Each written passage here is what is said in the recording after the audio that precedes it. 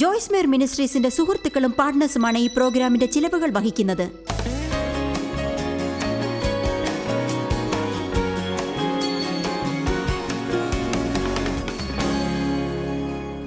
സാത്താൻ നമ്മുടെ വിശ്വാസത്തെ മോഷ്ടിക്കാൻ ഉപയോഗിക്കുന്ന ആയുധമാണ് കഷ്ടപ്പാട്. കഷ്ടപ്പാടാണ് നമുക്കെതിരായി സാത്താൻ ഉപയോഗിക്കുന്ന ആയുധം. നമ്മൾ ശരീരത്തെ പരിപാലിക്കാതിരിക്കുമ്പോൾ അത് ഉപയോഗിക്കാൻ അവന് ഇഷ്ടമാണ്. കാരണം ഭൗതിക ലോകത്ത് നമ്മെ എത്രയും പെട്ടെന്ന് ആക്രമിക്കാൻ സാധിക്കുന്നതാണ്. അവൻ നമുക്ക് പലതരം അസുഖങ്ങളും രോഗങ്ങളും സഹിക്കാനാവാത്ത അസ്വസ്ഥതകളും ഉണ്ടാക്കിക്കൊണ്ടേയിരിക്കും. അവനുണ്ടാക്കുന്ന കഷ്ടപ്പാടുകൾ അതുമാത്രമല്ല, അവൻ നിങ്ങളുടെ മനസ്സിനെയും ശരീരത്തെയും ആക്രമിക്കാൻ ശ്രമിക്കുമ്പോഴും അത് പ്രവർത്തിക്കുകയില്ല. പിന്നീട് അവൻ നിങ്ങളുടെ ജോലിയെ ആക്രമിക്കും.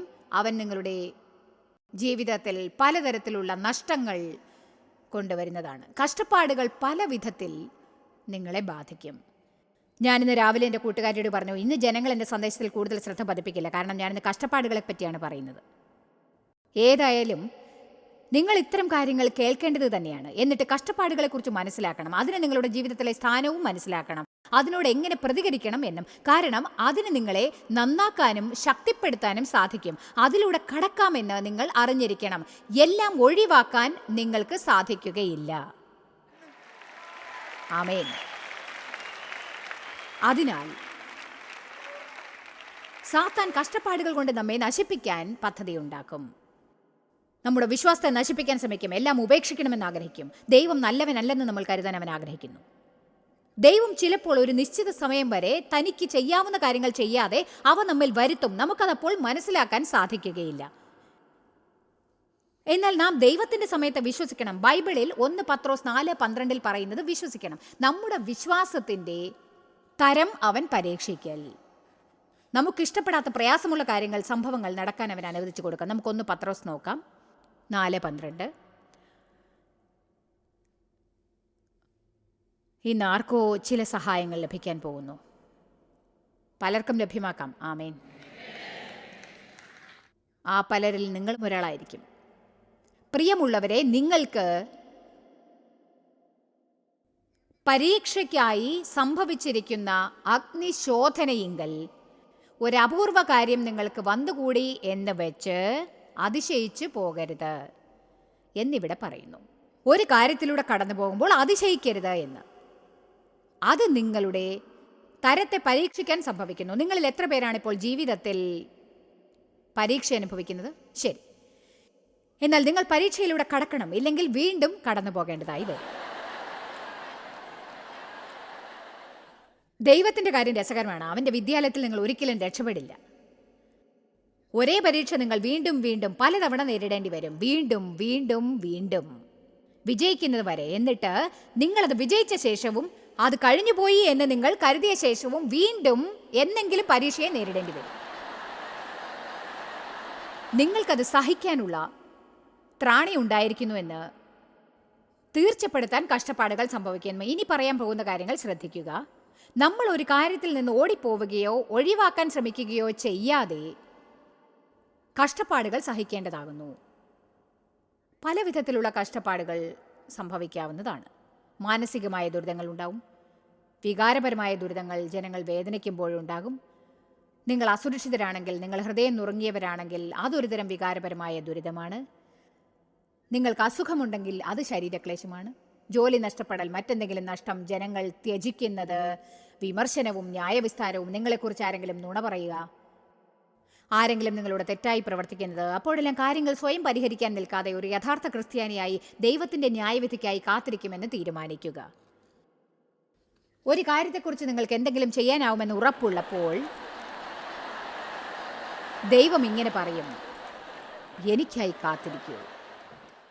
അതാണ് ഭയങ്കര കഠിനമായ ഒരു കാര്യം. നമുക്ക് എന്തെങ്കിലും പ്രശ്നമുണ്ടാകുമ്പോൾ നമ്മൾ ഉടനെ ആരോടെങ്കിലും ചെന്ന് പറയും. അതിനൊരു പരിഹാരത്തിനായി അവരോട് ചെന്ന് അന്വേഷിക്കും. മനസ്സിലാകുന്നുണ്ടോ? കഷ്ടപ്പാട് എന്നതിൻ്റെ യഥാർത്ഥമായ നിർവചനം ഒന്നിലൂടെ കടക്കുക, അത് സംഭവിക്കുമ്പോൾ സഹിക്കുക അഥവാ അനുഭവിക്കുകയാണ്. ഉദാഹരണത്തിന് 1 കൊരിന്ത്യർ 6:7 പൗലോസ് സഭയിലെ അംഗങ്ങളെ തിരുത്തി. കാരണം അവർ പരസ്പരം കുറ്റം വിധിച്ചുകൊണ്ടിരുന്നു. അയാൾ പറഞ്ഞു, വ്യവഹാരം ഉണ്ടാകുന്നതിന് പകരം നിങ്ങൾ ന്യായം സഹിച്ചുകൊള്ളാത്തതെന്ത്? സഭയെ ഇന്നത്തെ സമൂഹത്തിൽ നമുക്കിഷ്ടപ്പെടാത്ത എന്തെങ്കിലും സംഭവിച്ചുകൊണ്ടിരിക്കും, അഥവാ അന്യായമായ എന്തെങ്കിലും സംഭവിക്കുമ്പോൾ നമ്മൾ മറ്റൊരാളുടെ മേൽ കുറ്റം ചുമത്തിക്കൊണ്ട് അവരെ ന്യായം വിധിക്കാൻ തയ്യാറാവും. വാസ്തവം പറഞ്ഞാൽ ഇന്ന് നമ്മുടെ ലോകത്ത് നടക്കുന്ന സാമ്പത്തിക പ്രശ്നം ഒരു ഭാഗത്ത്, ന്യായവിസ്താരങ്ങൾ മറുഭാഗത്ത്. ഇൻഷുറൻസ് എന്തുമാത്രം വിലമതിപ്പുള്ളതാണെന്ന് അറിയില്ലേ? ആരെങ്കിലും കുറ്റം വിധിക്കുമ്പോൾ അവർക്ക് നഷ്ടപരിഹാരത്തിനായി എത്ര പേർക്ക് ഇൻഷുറൻസ് ഉണ്ട്? വേദപുസ്തകത്തിൽ ശ്രദ്ധ ചെലുത്തിയിരുന്നെങ്കിൽ ഇന്ന് നാം അനുഭവിക്കുന്ന എത്രയോ പ്രശ്നങ്ങൾ ഇല്ലാതാവുമായിരുന്നു. ഇത് അത്ഭുതമല്ലേ? ഈയിടെ ഞങ്ങളുടെ ഒരു സുഹൃത്ത് തൻ്റെ ബിസിനസ് സ്ഥലം മാറ്റി. അയാൾക്കൊരു കോൺട്രാക്റ്റ് ഉണ്ടായിരുന്നു. അയാൾ അതുവരെ ബിസിനസ് നടത്തിക്കൊണ്ടിരുന്ന സ്ഥലത്ത് അതേ ബിസിനസ്സിന് വേണ്ടി മറ്റൊരാൾക്ക് ആ സ്ഥലം വാടകയ്ക്ക് കൊടുത്തു. ആ സ്ഥലം വാടകയ്ക്ക് ആവശ്യപ്പെട്ടത് അതേ ബിസിനസ് നടത്തിക്കൊണ്ടിരുന്ന മറ്റൊരു ക്രിസ്ത്യാനിയായിരുന്നു. കോൺട്രാക്റ്റ് പ്രകാരം ഉടമസ്ഥൻ ആ സ്ഥലം മറ്റാർക്കും വാടകയ്ക്ക് കൊടുക്കാൻ സ്വാതന്ത്ര്യമില്ലെന്നറിഞ്ഞിട്ടും മറ്റൊരു ക്രിസ്ത്യാനി ഉടമസ്ഥനെ കൊണ്ടത് ചെയ്യിച്ചു. സുഹൃത്തിന് അതിനെന്തെങ്കിലും ചെയ്യാനാവുമോ? അവരുടെ മേൽ കേസിട്ടുകൂടെ? എന്നിട്ട് നഷ്ടപരിഹാരം വാങ്ങിച്ചുകൂടെ? എൻ്റെ ഭർത്താവ് പറഞ്ഞു, അവനതൊരിക്കലും ചെയ്യാൻ പോകുന്നില്ല. അവൻ അങ്ങനെയുള്ള ഒരു ക്രിസ്ത്യാനി അല്ലെന്നറിയാം. ഓക്കേ, അങ്ങനെ ഒരു സന്ദർഭം ഒരിക്കലും ഉണ്ടാവില്ലെന്നല്ല ഞാൻ പറയുന്നത്. എന്നാൽ എന്തെങ്കിലും ഗുരുതരമായ ദ്രോഹം ആരെങ്കിലും നിങ്ങളോട് ചെയ്താൽ അത് മറ്റാരോടും ആവർത്തിക്കാതിരിക്കാൻ തീർച്ചയായും തക്ക നടപടി നിങ്ങൾ എടുക്കണം. പക്ഷേ ഈ ഏരിയയിൽ ധാരാളം വിഡ്ഢിത്തങ്ങളുണ്ടെന്നത് നിങ്ങൾ എൻ്റെ കൂടെ സമ്മതിക്കുമെന്ന് തോന്നുന്നു. നിങ്ങൾ ഇത് നിർത്തിയില്ലെന്നുണ്ടെങ്കിൽ വില കൂടുതൽ ഉയർന്നുകൊണ്ടേയിരിക്കും. പൗലോസ് എന്താണ് പറയുന്നതെന്ന് വെച്ചാൽ, വ്യവഹാരമുണ്ടാകുന്നതിന് പകരം നിങ്ങൾ ന്യായം സഹിച്ചു കൊള്ളാത്തതെന്ത്? ദൈവം അത് കൈകാര്യം ചെയ്യുമെന്ന് വിശ്വസിക്കൂ. അല്ലാതെ നിങ്ങൾ കുഴപ്പത്തിൽ കടക്കുകയും സമ്മർദ്ദം അനുഭവിക്കുകയും ഇപ്പോൾ നിങ്ങൾ കടന്നു പോകുന്നതിലൂടെ എല്ലാം കടന്നു പോവുകയും അല്ല. ഞാൻ ആരുടെയെങ്കിലും സ്റ്റോറിൽ ചെന്നാൽ എൻ്റെ ചെരുപ്പിൻ്റെ ഹീൽസിന് ഉയരം കൂടിയതുകൊണ്ട് എൻ്റെ കാലുളുക്കി എല്ല് പൊട്ടിയാൽ അത് അവരുടെ കുറ്റമല്ല. അതുപോലുള്ള ചെരുപ്പ് ധരിച്ചത് എൻ്റെ കുറ്റമാണ്. ഞാനത് ധരിക്കാൻ പാടില്ലായിരുന്നു. ആമേൻ. സോ ചിലപ്പോൾ നിങ്ങൾ വേദനിച്ചാലും ആരെങ്കിലും മോശമായി പെരുമാറിയാലും നിങ്ങൾ പകരം എന്തെങ്കിലും ചെയ്യുന്നതിന് തുനിയാതെ ദൈവം അവർക്ക് ന്യായം വിധിക്കാൻ കാത്തിരിക്കണം. ഇന്ന് ലോകത്തിൽ പകരം വീട്ടുന്നതാണ് എല്ലായിടത്തും പ്രചാരത്തിലുള്ളത്. ആമേൻ. സ്വന്തം മകന് അൾത്താരയുടെ അടിയിൽ വെച്ച് അദ്ദേഹത്തിൻ്റെ അൾത്താരയുടെ പ്ലാറ്റ്ഫോമിൽ വൈദ്യുതാഘാതമേറ്റു. അവർ പുതിയൊരു പള്ളിയിലേക്ക് മാറിയതാണ്. വയറിംഗ് കോൺട്രാക്ടർ ചെയ്യാൻ പാടില്ലാത്തത് എന്തോ ചെയ്തിട്ടുണ്ടായിരുന്നു. ഏതോ സ്ഥലത്തൊക്കെ വയറിംഗ് നന്നായി ചെയ്യുന്നതിന് പകരം അലക്ഷ്യം കാണിച്ചു. അതായിരുന്നു അപകടമുണ്ടാവാൻ കാരണമായത്. ആദ്യത്തെ പ്രതികരണം എന്തായിരുന്നെന്നോ, ഞങ്ങൾ അയാളുടെ പേരിൽ കേസിടാൻ പോവുകയാണ്, ഞങ്ങൾ അയാളെ ഇങ്ങനെ ചെയ്യും അങ്ങനെ ചെയ്യും. ദൈവം അവരോട് സംസാരിച്ചതാണ്, ഒന്നും ചെയ്യരുത്, അങ്ങനെ ചെയ്യരുത്, അത് നീ എനിക്ക് വിട്ടേക്ക്, ഞാനത് കൈകാര്യം ചെയ്തു കൊള്ളാം. അതായിരുന്നു അദ്ദേഹത്തിന് ചെയ്യാൻ ഏറ്റവും പ്രയാസകരമായ കാര്യം. ഞാൻ പറയുന്നത് ശ്രദ്ധിച്ചു കേൾക്കൂ. ആർക്കെങ്കിലും പകരം ചെയ്യാൻ സാധിക്കുമ്പോൾ അത് അടക്കി വെക്കുക എന്നത് കഠിനം തന്നെയാണ്. സഭയെ, ഞാൻ നിങ്ങളുടെ പ്രോത്സാഹനത്തെക്കാൾ നന്നായി പ്രസംഗിക്കുന്നു. ആരോടെങ്കിലും പ്രതികാരം ചെയ്യാൻ കഴിയുമെന്ന് കരുതുന്ന സമയത്ത് വേണ്ട. യേശു ചെയ്തതുപോലെ പ്രവർത്തിക്കണമെങ്കിൽ ഞാൻ ഒന്നും ചെയ്യാതെ പകരം വീട്ടൽ ദൈവത്തിന് ഏൽപ്പിച്ചു കൊടുക്കുകയാണ്. വേണ്ട എന്ന് തീരുമാനിക്കുന്നത് കഠിനമായിരിക്കാം. ഒരു കാര്യം വ്യക്തമാക്കാം, ആരുടെയെങ്കിലും പേരിൽ കേസ് കൊടുക്കുന്നത് തെറ്റാണെന്ന് ഞാൻ പറയുന്നില്ല. എന്നാൽ ഇങ്ങനെ പറയേണ്ടതായ ചില സന്ദർഭങ്ങൾ ഉണ്ടാകുമെന്നാണ് അതിനർത്ഥം. അതെന്താണെന്നോ, എന്നേക്കാൾ നന്നായി ഇതിന് പ്രതിവിധി ചെയ്യാൻ ദൈവത്തിന് സാധിക്കും. നിങ്ങൾ ഇത്തരം കാര്യങ്ങൾ ചെയ്യുമ്പോൾ ഫലത്തിനായി അനേകം വർഷങ്ങൾ കാത്തിരിക്കേണ്ടി വരും. അത് നിങ്ങളെ ചൊടിപ്പിച്ചേക്കും. ആമേൻ. ഓക്കെ, ഇനി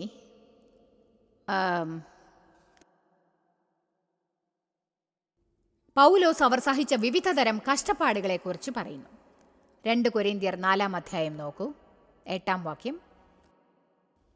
ദൈവത്തിനായി എന്തെങ്കിലും ചെയ്യുകയാണെങ്കിൽ കഷ്ടപ്പാടുകൾ സഹിക്കണം.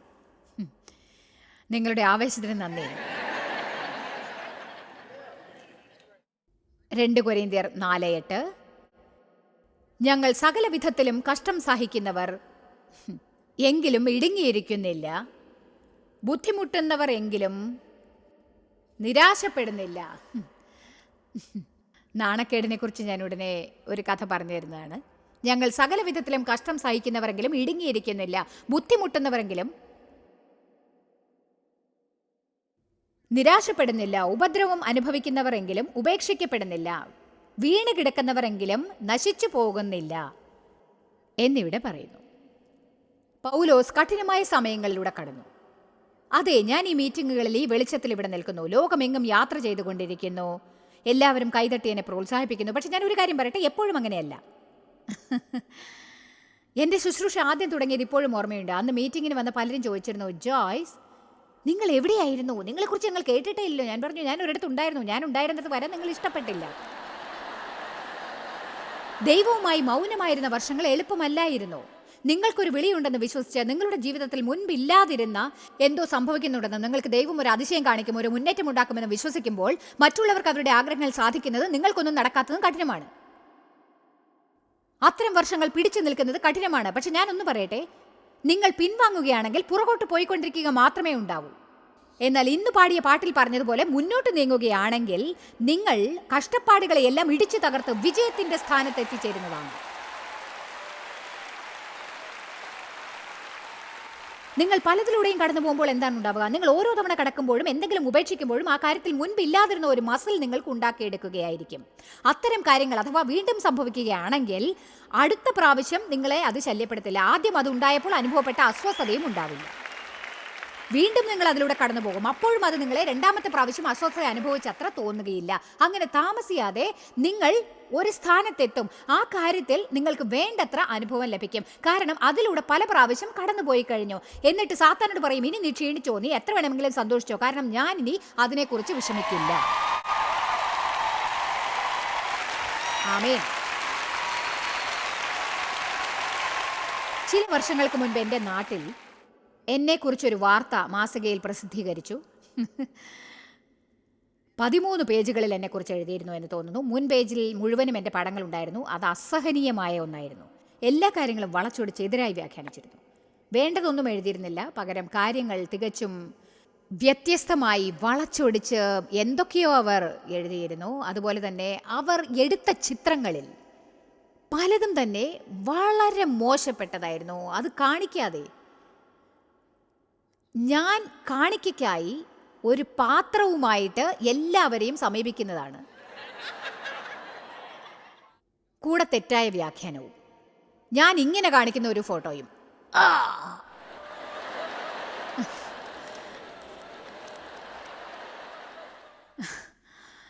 ഞങ്ങളോട് അങ്ങനെ ചെയ്തവർ സത്യസന്ധന്മാരായിരുന്നില്ല. ഞങ്ങളുടെ ശുശ്രൂഷയെയും ഔട്ട്റീച്ചസിനെയും പറ്റി ഒരു പ്രോഗ്രാം ചെയ്യുകയാണ് എന്നാണ് അവർ ഞങ്ങളോട് പറഞ്ഞത്. ഞങ്ങളവരെ വിശ്വസിച്ചു. അതൊരു നല്ല തീരുമാനമായിരുന്നില്ല. പക്ഷേ ഞാൻ ചുരുക്കി പറയാം, ഞാൻ ഒരിക്കൽ സ്റ്റാർബക്സിൽ കാപ്പി കുടിക്കാൻ പോയപ്പോൾ ആ മാസിക അവിടെ കിടക്കുന്നു. എനിക്ക് വല്ലാത്ത നാണക്കേടായി.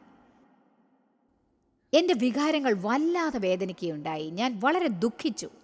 ഭയങ്കര സങ്കടം തോന്നി. എൻ്റെ ദൈവമേ, അപ്പോൾ എനിക്ക് പറയാൻ തോന്നി, ഇതിനൊട്ടും വിലമതിപ്പില്ല, ഇതൊട്ടും ശരിയല്ല. ജനങ്ങൾ വിമർശിക്കും, ന്യായം വിസ്തരിക്കും, പക്ഷെ അവർക്ക് നമ്മെക്കുറിച്ചൊന്നും അറിവുണ്ടാവില്ല. നമുക്കുള്ളതിനെക്കുറിച്ച് അവർക്ക് അസൂയയാണ്. നിങ്ങൾ എന്തിലൂടെയാണ് കടന്നു പോകുന്നതെന്ന് അവർക്കറിയില്ല. എനിക്ക് ആ നിമിഷം എല്ലാവരോടും ദേഷ്യം തോന്നി. എല്ലാവരോടും. ഞങ്ങൾ ഇന്നർ സിറ്റി ചർച്ച് എന്ന സേവനം മുഖേന തെരുവിൽ വസിക്കുന്നവരെ കണ്ടുപിടിച്ചവരെ സഹായിക്കാൻ ശ്രമിക്കുന്നുണ്ട്. പണ്ട് വേശ്യമാരായിരുന്ന പലരും ഞങ്ങളുടെ വിമൻസ് പ്രോഗ്രാമിൽ പങ്കാളികളായി തീർന്നിരിക്കുകയാണ്. ഞങ്ങൾ അവരെ പുനരുദ്ധീകരിക്കാൻ ശ്രമിച്ചുകൊണ്ടിരിക്കുന്നു. അവരെന്നോട് പറഞ്ഞു, പ്രിയ സഹോദരി, ഞങ്ങളെപ്പോലെ ഇനിയും ധാരാളം സ്ത്രീകളുണ്ട്, നിങ്ങൾ അവിടെ ചെന്ന് അവരോട് സംസാരിക്കണം.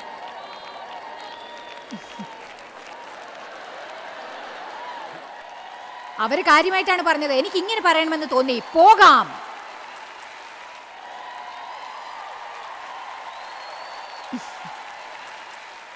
പക്ഷെ ഞാൻ പറഞ്ഞത് ഇതായിരുന്നു, ഇല്ല, ഞങ്ങൾക്ക് സാധിക്കില്ല. ദൈവത്തിന് ഞങ്ങളത് വിട്ടുകൊടുക്കുന്നു. എന്നിട്ട് ഞാൻ പ്രാർത്ഥിച്ചു, ദൈവമേ അവരെ അനുഗ്രഹിക്ക്. ദൈവമേ അവരെ അനുഗ്രഹിക്ക.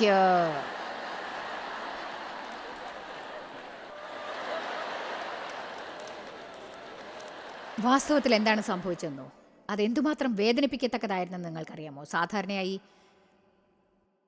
ജനങ്ങൾ നിങ്ങളെക്കുറിച്ച് നുണ പറയുമ്പോൾ അത് മറ്റുള്ളവർക്ക് നിങ്ങളെക്കുറിച്ചുള്ള അഭിപ്രായത്തെ ബാധിക്കും. നിങ്ങൾക്കതിൽ യാതൊന്നും ചെയ്യാൻ സാധിച്ചില്ലെന്നും വരാം. ഞാൻ TV പ്രോഗ്രാമിൽ നിന്ന് വിരമിച്ച് എനിക്കെതിരെയുള്ള കുറ്റാരോപണത്തെ അസാധുവാക്കാമായിരുന്നു. പക്ഷേ സത്യം ഇതാണ്, അതുകൊണ്ട് ഒരു നന്മയും ഉണ്ടാവില്ല. യേശു ഒരിക്കലും സ്വയം രക്ഷിക്കാൻ ശ്രമിച്ചില്ല. യേശു ഒരിക്കലും ന്യായീകരിക്കാൻ ശ്രമിച്ചില്ല. തത്വം ഇതാണ്: ജനങ്ങൾ ഒന്നുകിൽ അഭിഷേകത്തെ വിശ്വസിക്കും, അവർ ഫലത്തെ വിശ്വസിക്കും. അവരുടെ ഫലം കൊണ്ട് അവരെ അറിയും, പത്രങ്ങളിൽ നിന്നല്ല. അതെ,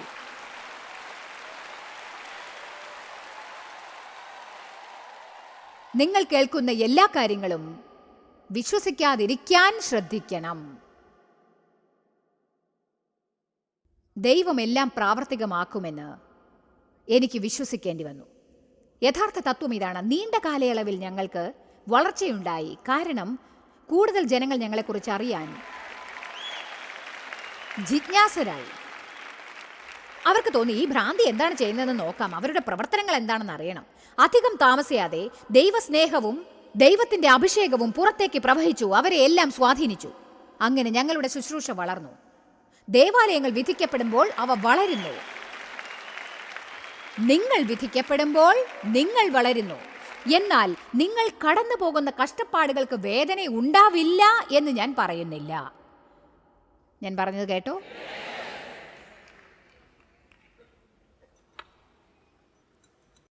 പൗലോസിന് അറിയാമായിരുന്നു. 2 കൊരിന്ത്യരിൽ അയാൾ പറഞ്ഞ കഷ്ടപ്പാടുകളിൽ നിന്ന് രക്ഷപ്പെടാൻ അയാൾക്ക് സാധിക്കുമെന്ന്. എല്ലാ കഷ്ടപ്പാടുകളിൽ നിന്നും പുറത്തു കടക്കാൻ അയാൾക്ക് എളുപ്പം സാധിക്കുമായിരുന്നില്ലേ? പട്ടണം വിട്ട് പുറത്തു കിടക്കുക. ഞാൻ മറ്റൊരു പട്ടണത്തിലേക്ക് പോകണമെന്ന് പോലും കരുതി. ഞാൻ വിചാരിച്ചു, ഈ പട്ടണം എനിക്ക് ഇഷ്ടമല്ല. ഞാൻ ദേവിനോട് പറഞ്ഞു, നോക്കൂ, നമുക്ക് ഈ സ്ഥലത്ത് നിന്ന് മാറി ബുദ്ധിയുള്ളവർ വസിക്കുന്ന സ്ഥലത്തേക്ക് പോവാം. എനിക്ക് ദേഷ്യം വന്നു. ഡേവ് എന്നോട് പറഞ്ഞു, നീ വിഷമിക്കാതിരിക്കുക. ഞാൻ ചോദിച്ചു, ആ പത്രത്തിൽ നിങ്ങളുടെ മുഖമില്ലായിരുന്നില്ല?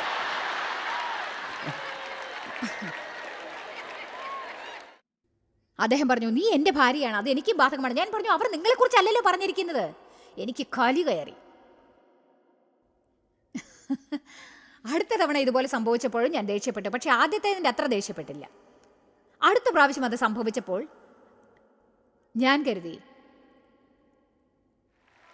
നിങ്ങൾ എന്ത് വേണമെങ്കിലും പറഞ്ഞു, ഒന്നുകിൽ ജനങ്ങൾ എന്നെ സ്നേഹിക്കും, വിശ്വസിക്കും, അല്ലെങ്കിൽ വിശ്വസിക്കില്ല. വിരമിക്കാൻ എനിക്ക് പ്രായമായി, അതുകൊണ്ട് നിങ്ങൾ എന്ത് വേണമെങ്കിലും ചെയ്തു.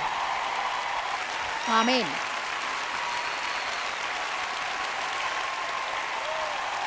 ഞാനിപ്പോൾ പൗലോസ് അവസാനമായി ഇങ്ങനെ പറഞ്ഞ സ്ഥലത്താണെന്ന് തോന്നുന്നു. കണ്ടോ, കർത്താവായ യേശുക്രിസ്തുവിന്റെ അടയാളം എൻ്റെ ശരീരത്തിലുണ്ട്. ഇനി മുതൽ ആരും എന്നെ ശല്യപ്പെടുത്താൻ വരില്ല. കാരണം എനിക്ക് അതൊരു പ്രശ്നമേ അല്ല. എൻ്റെ മനസ്സിൽ എന്താണെന്ന് എനിക്കറിയാം. നിങ്ങൾക്ക് നിങ്ങളുടെ മനസ്സറിയാമെങ്കിൽ ദൈവവുമായുള്ള നിങ്ങളുടെ ബന്ധവും അറിയാൻ സാധിക്കും. നിങ്ങൾ സത്യസന്ധരാണെന്ന് നിങ്ങൾ അറിയും. പിന്നെ മറ്റുള്ളവർ നിങ്ങളെക്കുറിച്ച് എന്ത് പറഞ്ഞാലും വിഷമിക്കുന്നത് എന്തിനാണ്? അവരെന്തും കരുതിക്കോട്ടെ. അവരെന്ത് ചെയ്താലും ചെയ്തില്ലെങ്കിലും, അവർ സ്വീകരിച്ചാലും തിരസ്കരിച്ചാലും കാര്യമാക്കേണ്ട. കാരണം ന്യായവിസ്താര നാളിൽ നിങ്ങൾ നിൽക്കേണ്ടത് അവരുടെ മുന്നിലല്ല. ആമേൻ.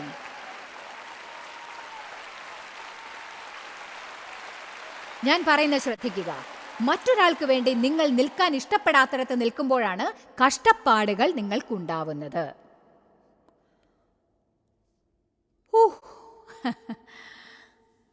മറ്റൊരാൾക്ക് വേണ്ടി നിങ്ങൾ നിൽക്കാൻ ഇഷ്ടപ്പെടാത്ത ഒരിടത്ത് നിൽക്കുമ്പോഴാണ് കഷ്ടപ്പാടുകൾ ഉണ്ടാവുന്നത്. പൗലോസ് അവിടെ നിന്നത് അയാളുടെ സന്ദേശം കേൾക്കാൻ ആഗ്രഹിക്കുന്നവർക്ക് വേണ്ടിയാണ്. അവിടെ നിന്ന് പോകുന്നത് അയാൾക്ക് എളുപ്പമായിരുന്നു. കഷ്ടപ്പാടുകൾ അയാൾക്ക് ഒഴിവാക്കാമായിരുന്നു. അയാൾ കഷ്ടപ്പാടുകൾ അനുഭവിച്ചത് അതിൽ നിന്നൊന്ന് ഉരുവാകാനായിരുന്നു. ഞാൻ ഒരു കാര്യം പറയട്ടെ, ജനിക്കുന്ന ഓരോ വ്യക്തിയെയും ജനിപ്പിക്കാൻ കഷ്ടങ്ങൾ അനുഭവിക്കേണ്ടതായിരിക്കും. അതെ,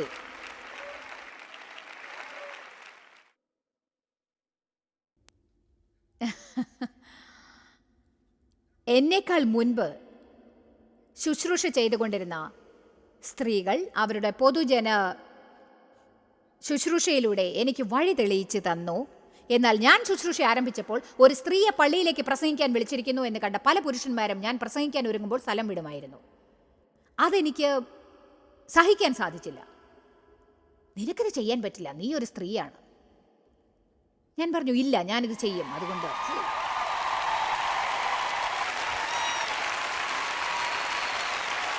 ദൈവം എന്നെ വിളിച്ചപ്പോൾ ഞാൻ എങ്ങനെയുള്ളവളാണെന്ന് ദൈവത്തിന് അറിയില്ലായിരുന്നു. ദൈവം എന്നെ വിളിച്ചില്ലായിരുന്നെങ്കിൽ ഞാൻ ഈ ചെയ്യുന്നത് ഇത്രയും വർഷം നിലനിൽക്കില്ലായിരുന്നു. ആമേൻ. ഇക്കാര്യത്തിൽ എനിക്കും പലതിലൂടെയും കടക്കേണ്ടി വന്നു. ഞാൻ വില കൊടുത്തത് നിങ്ങളിൽ പലർക്കും ദൈവവചനം എത്തിക്കാനും അത് സ്വീകാര്യമാക്കാനും വേണ്ടിയാണ്. ദേവ് നമ്മുടെ രാജ്യത്തെക്കുറിച്ച് പറഞ്ഞതുപോലെ നമുക്ക് സ്വാതന്ത്ര്യം ലഭിക്കാനായി പഴയ തലമുറ എന്തൊക്കെ വില കൊടുത്തിട്ടുണ്ട്. നാം അനുഭവിക്കുന്ന ഓരോ സ്വാതന്ത്ര്യവും നമ്മൾ അനുഭവിക്കാനായി ആരോ തക്കതായ വില കൊടുത്തിരിക്കുന്നു. ഇന്ന് നമ്മെ നിർത്തിയിരിക്കുന്ന സ്ഥാനത്ത് നിൽക്കാനും ദൈവം ചെയ്യാൻ പറഞ്ഞത് നമുക്ക് സൗകര്യമുണ്ടെങ്കിലും ഇല്ലെങ്കിലും ചെയ്യാനും അസ്വസ്ഥതയും സ്വസ്ഥതയും തോന്നിയാലും നമ്മൾ തക്ക വില കൊടുക്കണം എന്നവൻ പ്രതീക്ഷിക്കുന്നു. അത് സൗകര്യമുണ്ടെങ്കിലും ഇല്ലെങ്കിലും. നോക്കൂ സിസ്റ്റർ ജോയ്സ്, എനിക്കൊരു ജോലി മാറ്റത്തിനായി നിങ്ങൾ എൻ്റെ കൂടെ പ്രാർത്ഥിക്കണം. കാരണം ഞാൻ പ്രവർത്തിക്കുന്നിടത്ത് വിശ്വാസിയായി ഞാൻ മാത്രമേ ഉള്ളൂ. ഒരു അടി അടിക്കാനാണ് തോന്നുന്നത്. അവിടെ വിശ്വാസിയായി നിങ്ങൾ മാത്രമേ ഉള്ളുവെങ്കിൽ നിങ്ങളുടെ സൗകര്യത്തിനായിരിക്കാം അവിടം വിടാൻ ആഗ്രഹിക്കുന്നത്, അല്ലേ? കാരണം കഷ്ടപ്പെടാൻ വയ്യ. അതിനാൽ മറ്റുള്ളവരെ അന്ധകാരത്തിൽ കിടന്ന് മരിക്കാനും നരകത്തിലേക്ക് പോകാനും വിട്ടുകൊടുക്കുന്നു. എന്നിട്ട് നമ്മെപ്പോലുള്ള വിശ്വാസികളോടൊത്ത് ലഞ്ച് കഴിക്കണം, അല്ലേ? എന്റെ പ്രസംഗം കൊള്ളാം.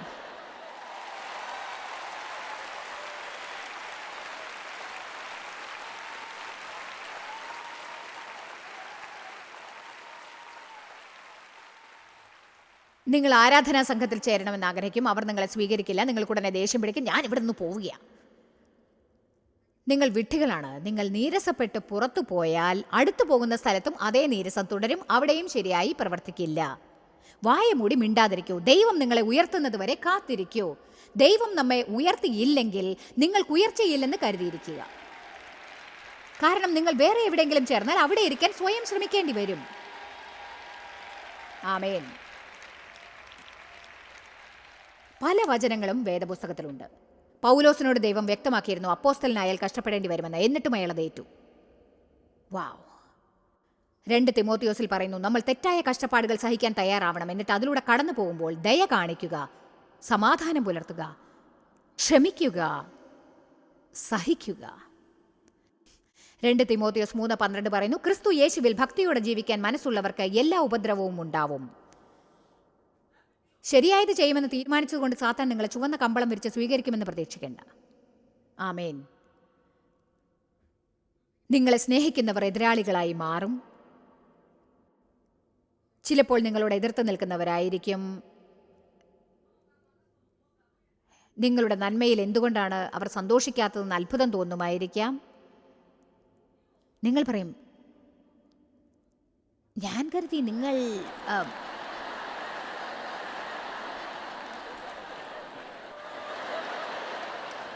അവർ നിങ്ങൾക്കെതിരായി പ്രവർത്തിച്ചില്ലെങ്കിൽ പിശാചിന് നിങ്ങളെ വേദനിപ്പിക്കാനാവില്ല. അവരോട് ദേഷ്യപ്പെടാതെ സാത്താനോട് കോപിക്കൂ. സാത്താൻ നിങ്ങൾക്കെതിരായി പ്രവർത്തിക്കാൻ നിങ്ങളെ സ്നേഹിക്കുന്ന ആരുടെയെങ്കിലും ബലഹീനതയിലൂടെ പ്രവർത്തിക്കാൻ തുടങ്ങും. നമ്മൾ ജഡവും രക്തവും കൊണ്ടല്ല പോരാടുന്നത്, പകരം ദുഷ്ടശക്തികളുടെ ദുഷ്ടതയോടും ബലത്തോടും തത്വങ്ങളോടുമാണ്. ആമേൻ. നിങ്ങൾ ദേഷ്യം പിടിപ്പിക്കാനുള്ള ബലഹീനതയുള്ള ഒരാളെ വിവാഹം കഴിച്ച എത്ര പേരിവിടെയുണ്ട്? സാത്താൻ അവനാലാവുന്നതെല്ലാം ശ്രമിച്ചു നോക്കിയ ശേഷം നിങ്ങളോടൊത്ത് ജീവിക്കുന്നവരെ ഉപയോഗിച്ച് നിങ്ങളെ ചൊടിപ്പിക്കും. അവർ നിങ്ങൾക്കെതിരായി പ്രവർത്തിക്കും. അതെ, ഒരിക്കലും ചെയ്യാത്ത കാര്യങ്ങളായിരിക്കും അവർ നിങ്ങളോട് ചെയ്യുന്നത്. അപ്പോൾ നിങ്ങൾ പറയും, അയ്യോ ദൈവമേ, ഇന്ന് വേണ്ട. ഞാൻ പറയുന്നത് സത്യമല്ലേ? ഇന്ന് ഞാൻ നിങ്ങൾക്ക് ദൈവവചനത്തെ ആസ്പദമാക്കിയുള്ള പഠനങ്ങൾ സമർപ്പിക്കുന്നു. ഇത് പുതിയതല്ല, ദിവസവും നൽകിക്കൊണ്ടിരിക്കുന്നവയാണ്. ഇതിനെക്കുറിച്ച് എനിക്ക് സന്തോഷമുണ്ട്. കാരണം ദൈവവചനമാണ് എൻ്റെ ജീവിതത്തെ മാറ്റിയത്. അത് നിങ്ങളുടെ ജീവിതത്തെയും മാറ്റും. ദൈവവചനം ഒരു ആത്മീക ഭക്ഷണമാണ്. ദിവസവും ഭക്ഷണം കഴിക്കുന്നത് പോലെ അതും ഭക്ഷിക്കണം. ആത്മീക ഭക്ഷണം നമ്മൾ ഭക്ഷിക്കേണ്ടതാണ്. ജോയ്സ് മേയറുടെ ശുശ്രൂഷാ കേന്ദ്രത്തിൽ നിങ്ങൾ അറിഞ്ഞതിനേക്കാൾ നിങ്ങൾ ഞങ്ങൾക്ക് വളരെ പ്രിയപ്പെട്ടവരാണ്. ലോകം മുഴുവൻ ഈ ശുശ്രൂഷാ കേന്ദ്രത്തെ നടത്താൻ സഹായിച്ചതിൽ എല്ലാവർക്കും വളരെ നന്ദി. നമ്മൾ ഒരുമിച്ച് വിശക്കുന്നവർക്ക് ആഹാരം കൊടുക്കുന്നു, പാവപ്പെട്ടവർക്ക് വസ്ത്രങ്ങൾ കൊടുക്കുന്നു, എല്ലാ ദേശത്തേക്കും സന്ദേശങ്ങൾ അറിയിക്കുന്നു. ഞങ്ങൾ നിങ്ങളോട് അപേക്ഷിക്കുകയാണ്, ഞങ്ങളോട് ബന്ധപ്പെടുക. joycemeyer.org. നിങ്ങളുടെ പ്രാർത്ഥനകളും അപേക്ഷകളും പകർന്നുകൊള്ളാൻ, അതിനെപ്പറ്റി കൂടുതൽ അറിയുവാൻ, ജോയ്സിന്റെ പൊതുയോഗ വിവരപ്പട്ടിക ലോകം മുഴുവൻ ക്രിസ്തുവിന്റെ സ്നേഹം പകരാൻ ഞങ്ങളോട് പങ്കുചേരുക. ജോയ്സ് മേയർ മിനിസ്ട്രീസിന്റെ സുഹൃത്തുക്കളും പാർട്ട്നേഴ്സുമാണ് ഈ പ്രോഗ്രാമിന്റെ ചിലവുകൾ വഹിക്കുന്നത്.